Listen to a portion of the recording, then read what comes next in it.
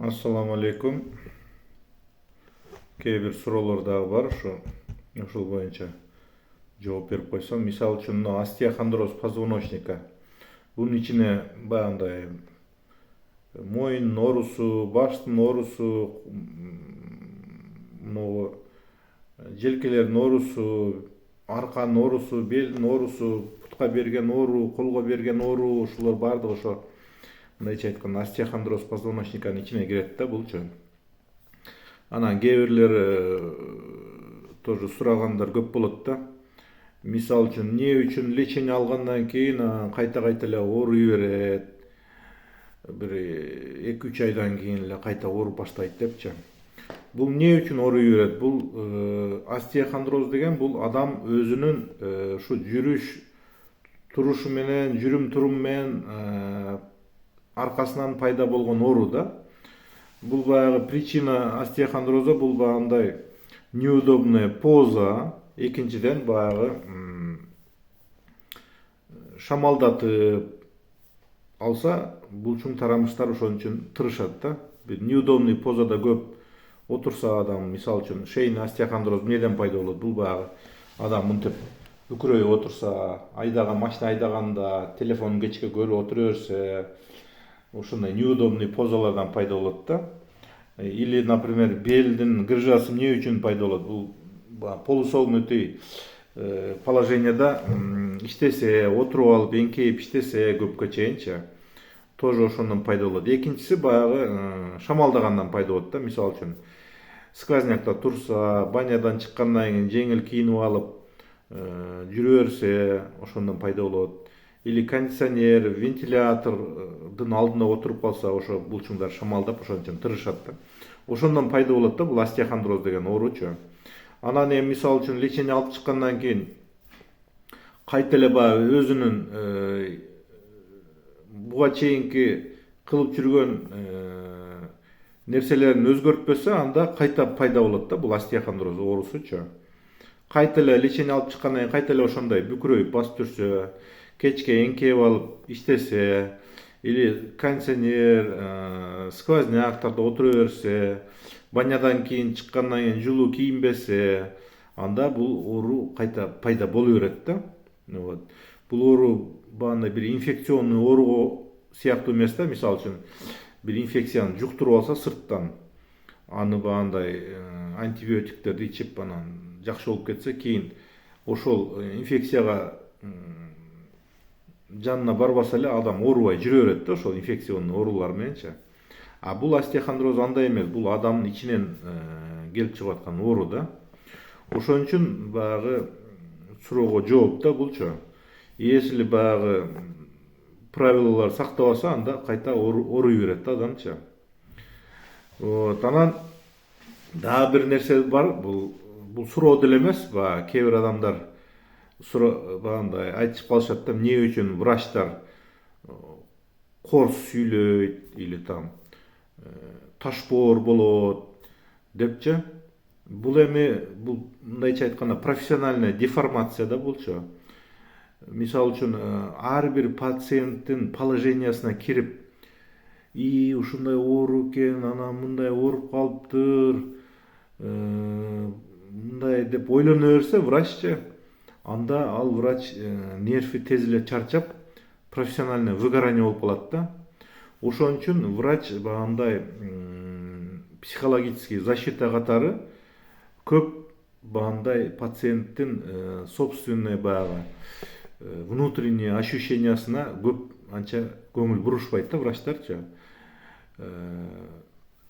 Сырткы объективный положениясына, состояниясына көңүл бурат, а мындай именно пациенттердин внутренний ощущенияларына анча көңүл бурушпайт да. Неденде объективныйды караш керек, аны лечение кылыш керек. Объективный деген кандай? Именно мындай УЗИден караганда шишик бар болсо, ошону алыш керек деп ойлойт да.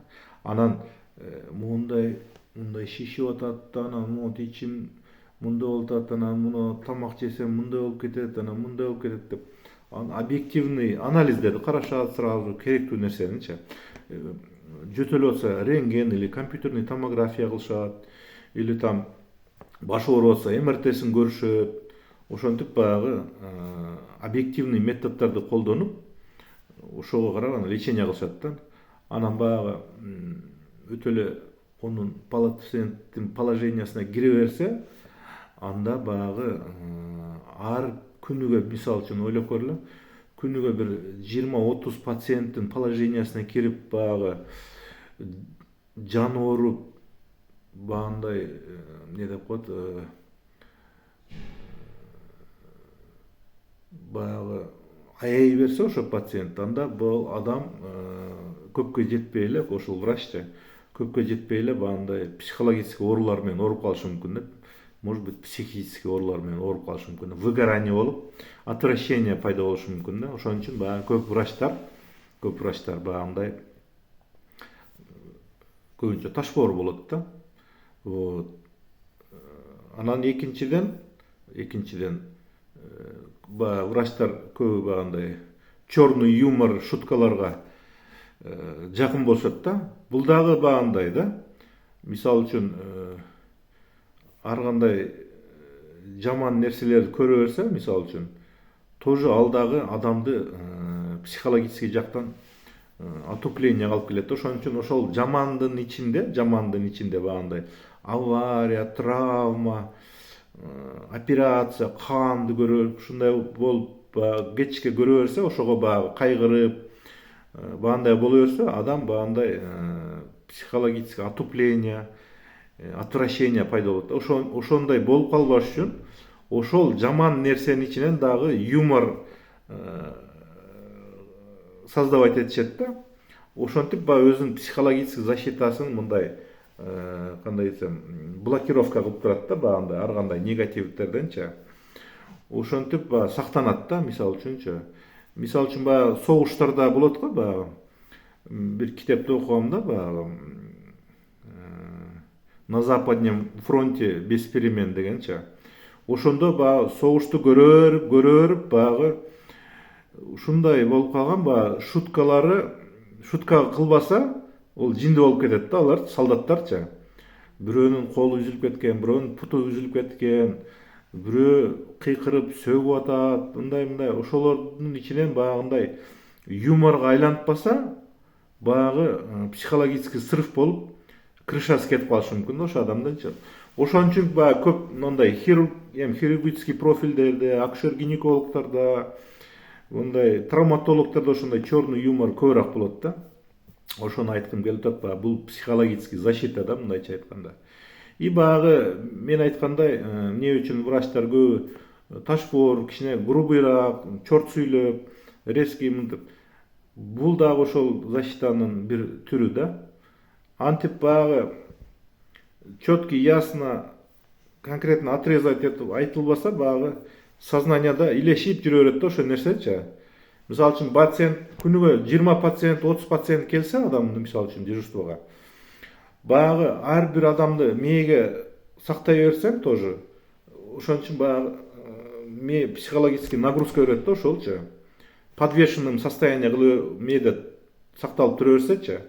А бир пациент келди, көрдүң, жакшылап карадың, болду, жок, нормальный экен, поликлиникага бар деп туруп, четкий айтпасаң, ал мээде тура берсе, сени баягы подвешенный состояние, бул баягы неразрешенный дело болуп илинип тура берсе мээде, ал өтө жаман последствия калып келет да. Ошон үчүн ар бир пациент келгенде ошону чык деп решать этип, сортировка кылып, ошондой кылышат да. Ошон үчүн врачтар кичине баягы чортураак сүйлөп, кыска сүйлөп, кээде ошол баягы адамдарга грубость катары сезилиши мүмкүн. Андай эмес. Эч бир врач бирөөгө зыян келтире турган кылып ошону подразумевать этип сүйлөбөйт да эч качанчы. Просто аны түшүнгөн пациенттер мага анча көңүл бурбады го, жакшы жалоптарым көп укпады го, ушундай деп ойлоп калышат да, или жакшылап карабай койду го, нерлеримди жакшылап кармалабай койду го депчи. Ошол антип ойлобогула, андан эмес.